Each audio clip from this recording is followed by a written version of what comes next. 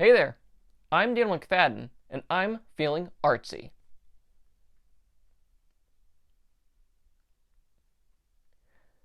A few weeks ago, I stumbled onto the Twitter account of Azalea Whitley.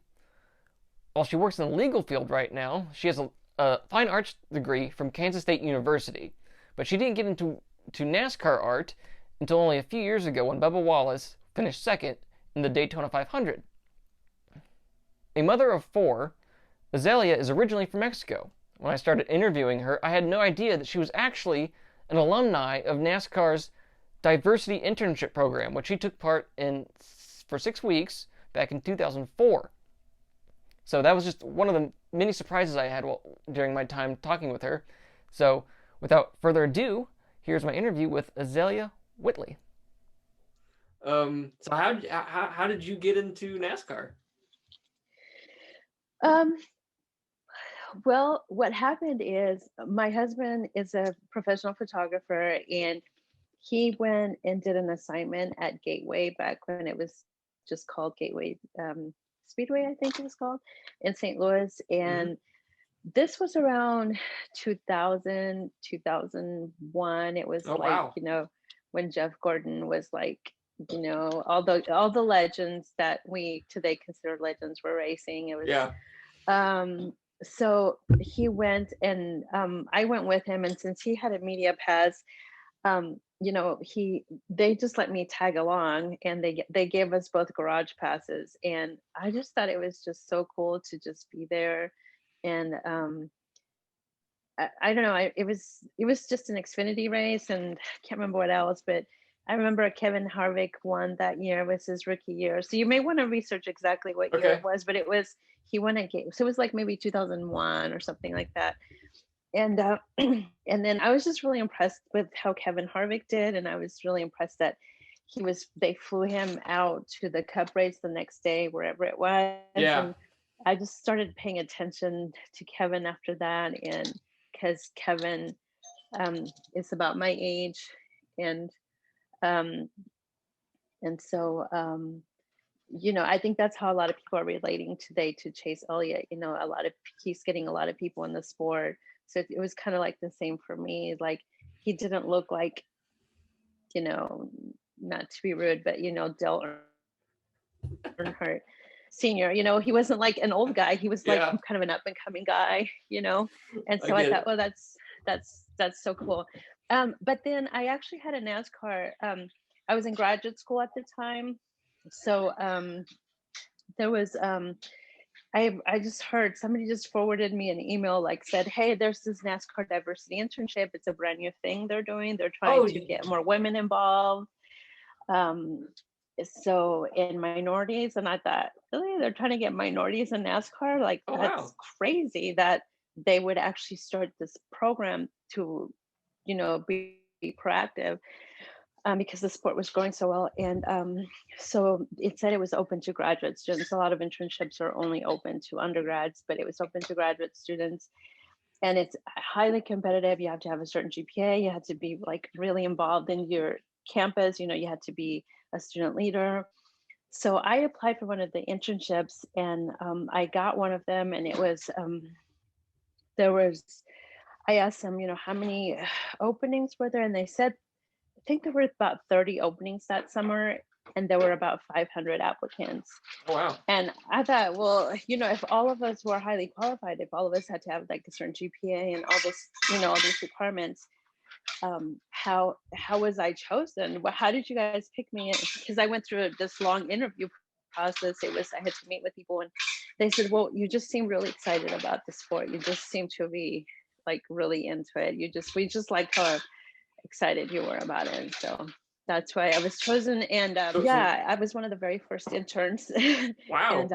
yeah, So you're not just a NASCAR fan. it You've was been really you've cool. been And part of then the system.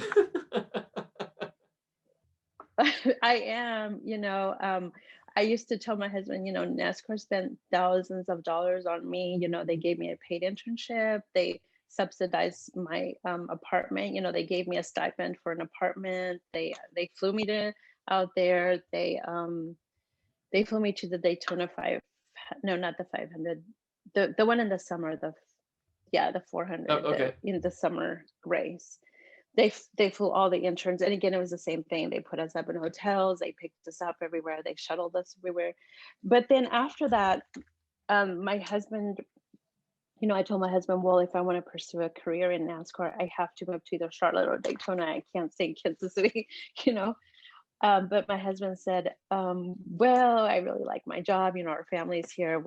We're from the Midwest. We live here. He's not as crazy as I am. I just like go, but he's a lot more cautious. So I stayed here. And because I didn't pursue a career, I just sort of stayed on the fan side. And Oh, just from going to the races and from people seeing like how crazy I am about the sport, like that I'm willing to. I've volunteered at tracks. I've traveled. I've spent a lot of my own money just traveling to races and just meeting people. So that's how I've been able to stay in the sport, by just meeting people, and people see that I'm like really crazy and I really enjoy it. So people will give me opportunities that maybe other people don't have. mm-hmm. So how long was the internship? It was a 6-week internship. Like I said, it was a paid internship. They paid us, whatever the minimum wage was, plus maybe Oh, like a couple of dollars more. yeah. But then they did give us an apartment stipend, because a lot of people, I remember some people were placed with Coca-Cola in Atlanta, some people were placed with Domino's Pizza, and of course people were placed at different racetracks. So a lot of people had internship at racetracks.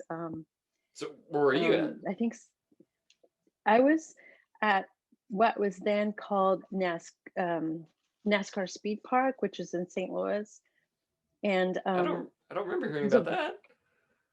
it was like a little amusement park, and then also it had a bunch of games. So it was licensed. They licensed it as a NASCAR theme park. Um, it was really cool, and they put me in a marketing, which I had never in my life taken a marketing class in my life, Oh wow. but I actually did really well. I was really surprised. So that's one of the things that I really appreciate about NASCAR is I felt like they really place interns where they're at their strongest, regardless of Mm-hmm. maybe what their major was. Like I was studying history, but because in history you do a lot of research and writing, it actually worked really well with my internship, where I had to do a lot of research for marketing and writing. Okay. So when did you start actually doing like NASCAR art projects? It's crazy because I only started doing that Bubba Wallace. Oh, okay. It was his first year in the Cup Series, Okay. and he hold on, he so he finished second place in Daytona, Mm-hmm. and I thought, I was just like blown away that Bubba, because I used to see Bubba um like at um what is it called, the E series and the West series. Oh, K&N East and West. Yeah, I used to see Bubba in the Canon series. I saw him go through the diversity program, and so because I would see him like at Iowa Speedway, and so I saw him kind of come up, and I saw people take him under their wing, and then I saw him get second place in the Daytona, and I'm like, wow, that's crazy that he got second place. And so because I study history, and I'm really drawn to like vintage posters, and Mm-hmm. um, so I wanted to kind of commemorate that. And I did a painting. It took me like 3 months to do. It took me forever, of Bubba's second place finish in Daytona. Oh, cool. And so the team saw that painting 2 years ago, and they said, that is so cool. Do you want to meet Bubba? I said, of course I want to meet Bubba. And so they said, okay, when you're at the Kansas Speedway, just bring your painting and you can meet him, and then he'll autograph it and all that. Yeah, so Bubba, he was really nice. He really like looked at the details of the painting, and he was just very attentive and super nice. So I really appreciated that he didn't. I was expecting him to like just sign it, just like whatever, lady, just like, I'll just sign it. But he like really looked at it, and he talked to me, and so it was a really cool experience. Well, Because he's. Oh, sorry. I go to a lot of races. I'm a lot in the garage a lot. If you've been following me, if you've well, I don't think you've been following me that long, but No, people I who've been haven't. following me, yeah, people who've been following me on social media for the last few years, they've seen me go to a lot of races, and they see that I'm in the garage, and they see that I have a lot of access to drivers and to just behind the scenes. But I try just to leave them alone. I try not to. I know that there's lots of fans who want to like talk to them and all that, but I just try to just kind of be in the moment. And so I usually don't ask for selfies with the drivers or autographs, but um, so that's why I was like really surprised that Bubba was just so attentive and so like nice. Well, I know he's like he's into photography and stuff. Hmm. So he's got kind of like an artsy uh aspect to him. So that doesn't surprise me that he'd be kind of like really interested in what you produced. Hmm. And he retweeted me the other day, which is the first time a driver has ever retweeted me. And that was like a huge deal because I got a lot of people followed me as a result of that. A lot of people started Oh wow. paying attention to the drawings I was doing of Bubba. So that What, was really nice, I thought, of him. Um, a pencil drawing that I did, I can show it to you. I did a pencil drawing a few weeks ago of him because my kids always say, "Why do you always paint race cars? Do you even know how to paint anything else? Is that all you know how to do? You're like a one-trick pony." And I said, I always told them, "No, I can draw people. I haven't done it in years, but I could." So I drew pencil drew a portrait, just traditional, what you learn in art school. And so Baba saw it and he retweeted it and he said something like, "As always, great job." And then I was like, "As always? What do you mean? You mean you've seen my other tweets before? Why haven't you said anything?" he's And lurking. yeah. So I was like screaming. I was like hyperventilating. I couldn't even think straight. And I got a lot of attention. So that was really fun. It was really fun. So how would you describe your art style? Because I've seen your Joey Logano one was really cool with him doing the Mhm. burnout. So which is your go-to style? Well, so I work in the legal field, so I've never pursued a professional career in art. I've never been it's like some of the people that I went to school with, they became art directors, or they became we have Hallmark here in Kansas City. So a lot of people they went to work for Hallmark, but I've never been a professional artist. I've always Okay. worked in the legal field, and art is something I just kind of do as on my own time. Um And so I really haven't.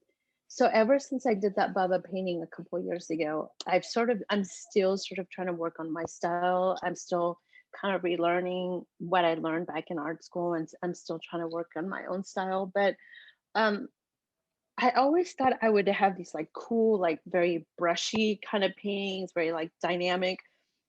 But the more I paint, the more I draw, I keep going to more of a realistic. And at first, I thought that was really boring because I'm like, why do I want to spend so much time painting something that looks like a photo that seems kind of silly? But now that technology is such a big part of our world, now that photos, anybody can have a beautiful high definition photo on iPhone, actually people appreciate more the traditional arts. I think Mm, people when I did the pencil drawings, I think people really had kind of like a visceral reaction to that because when you see somebody drawing with a pencil, that's something we all did. When you're a little kid, everybody drew cars, mm, everybody drew people, everybody, yeah. all girls drew a little princess. And I think when people saw my pencil drawings, I think that's why people connected with them so well because you like relate to being a child and like painting. But then I kept taking it, like people will say, "Well, you're so talented." Okay, but what they don't understand is I have spent years, hours like practicing what I do. Mm. I never woke up and just like, "Hey, look at this masterpiece." I've had to take all of these steps to get to where my paintings are now. And to me, they're still evolving. I'm hoping that years from now I will be even way better. To me, I'm always evolving. And so I've learned to combine my artwork with my passion. I've learned to combine those two things. And it's funny because when I did it, I was like, I'm such a dummy. Why didn't I do this years ago? I could have, by now I would be so good if I'd been doing that this whole time, since 2004 when I had my internship to now. Can you imagine what my work would look like now? So being from Mexico, what do you think of what Daniel Suarez has done so far in his career? I think it's really amazing. For a while I was a little frustrated because I was hoping that he would just be with one team and then he would be really successful. And but then it's kind of like he keeps like a phoenix, he like crashes, he loses a team and then he's back up and then he's down and he's back up. And then now with this new team that he's with, I'm like, well, how is he going to do well? And then all of a sudden, like Pitbull comes in, like, hey, Pitbull. with his, like, so I was just like, oh my gosh, And I have a photo of myself with Daniel when I met him when he was racing in the Can-Am series. He was. It's funny because I met him. He was like 21 or something like that. Oh boy! And I said, "What are you?" I said, and he had a car. And his car was being sponsored by like Acapulco or Mexico, like some kind of tourism from Mexico. And I said, what are you doing here? I literally asked him, what are you doing here? Why are you in the series? And he's like, well, what are you doing here?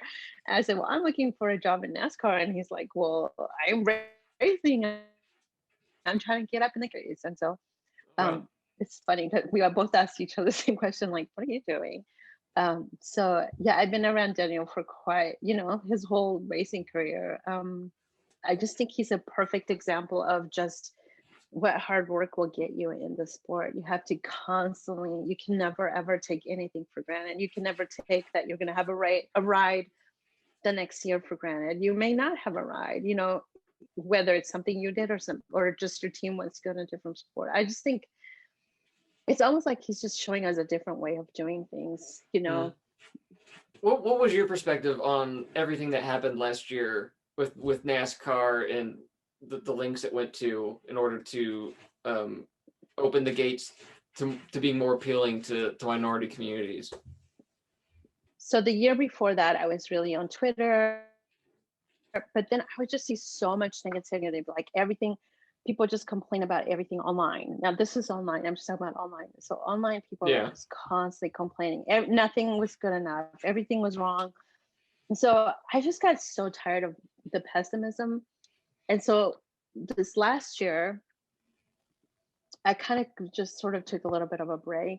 Okay. But then when I came back, I noticed we had a lot more like young people who had joined like the NASCAR Twitter community, a lot of more young black men that I had never seen on Twitter. A lot of the young guys are wearing, they're buying the Black Lives Matter diecast. And first, whenever I saw like Bubba like wearing the Black Lives Matter, I was like, oh my gosh, he's standing up for what he believes, but he's going to lose money. His, sponsors are going to cut ties. I was really scared for him. I thought this is going to cost him. This is a sport where if you say something wrong, you do one wrong thing and it can cost you a $2 million contract, So I was like really concerned about him. But then now that I see just so many more young people, so many, right now it's mostly Black people, but then some also just Hispanic and others. But I'm starting just to see that it was worth it. Taking that risk he took was, I think, was just such a great risk. But I feel like it was worth it. It's brought more people into the sport, and it's also made more people vocal about being more inclusive. Even though they themselves might be white, they might be from the South, but they have become even more inclusive themselves. Well, what do you want to personally see like NASCAR do more in order to outreach to the Hispanic communities? Maybe just even there in the Kansas area. I've always said it has to be a grassroots effort. It has to be. So specifically, what they would have to do here, specifically in Kansas City, is you would have to have Daniel Suarez go into. We have about three different pockets here in Kansas City of where it's highly Hispanic population. Danielle would have to go into that one grade school where it's like 90% Hispanic, where 100% of the kids are getting free lunches or reduced lunches, and he has to go and interact with those kids. And you have to do that year after year after year. It's not like an overnight thing. It's Yeah. something that it has to be a process. I've been a lot of driver appearances, and some of them are really dynamic, where they feed people and they give away merch, and others are just very simple, where the driver just shows up at a school and reads a book to a kids or just talks to kids. So it has to be a continuous process, and it has to be, maybe you shuttle kids to a track, maybe you take a group of school children, and maybe I don't know how you would choose them. I don't know if they have to like write an essay. I don't know how you would choose kids, but maybe you take a bus of 20 kids from a school, and maybe you have them all wear a t-shirt that says, Daniel Suarez. But it just you have to reach children. And then once the children get excited, then they'll tell their parents, I really want to go to a race, so something like that. So you have kids, right? Mm-hmm. So yeah. were they how old are they? Were they bitten by the NASCAR bug too? Yes and no. No, I'm the crazy one in the family. My kids are my kids are 15, 13, 10, and 6. They're attracted to Kyle Busch because he does M&Ms, Yeah. Skittles. Yeah. And every time I take them to the racetrack, the people with Kyle Busch, like we go to his hauler, and they always give us candy. So, here I take my kids to the track, we spend all this money, like on food, and they have access. Usually I get them garage access, and here they have like, all this access to seeing, cup drivers and everything, to being in the garage. And then I always ask them, well, what was your favorite part? And they always say, when we got those free M&Ms. So I guess to kind of like finish up, what are you most excited about for the upcoming NASCAR season?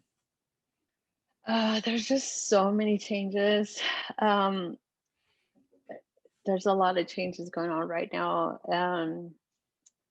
I'm not really sure. I guess I'm excited about just where everybody's going to be, and if they're going to allow fans at races, or and what I was doing with my paintings is, you saw the dates on like when they won each race. That was one of the things that I had come up with, is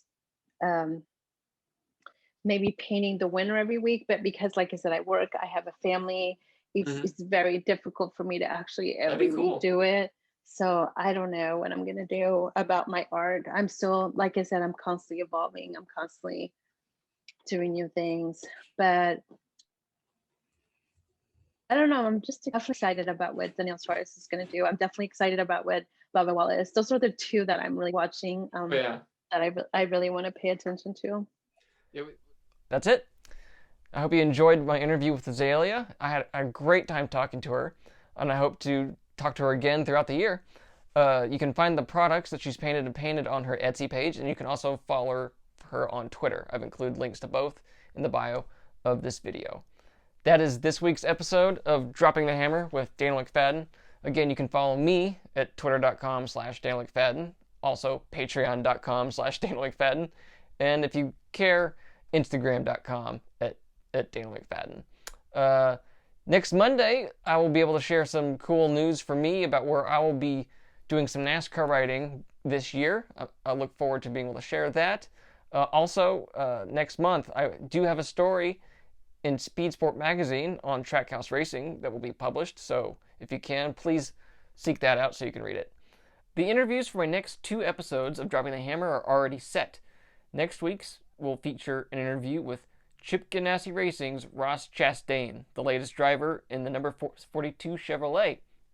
After that, I'll be able to bring you an interview with Jeff Lowell, the executive producer and showrunner of Netflix's new NASCAR-themed sitcom, The Crew, starring Kevin James, which will debut February 15th, the day after the Daytona 500.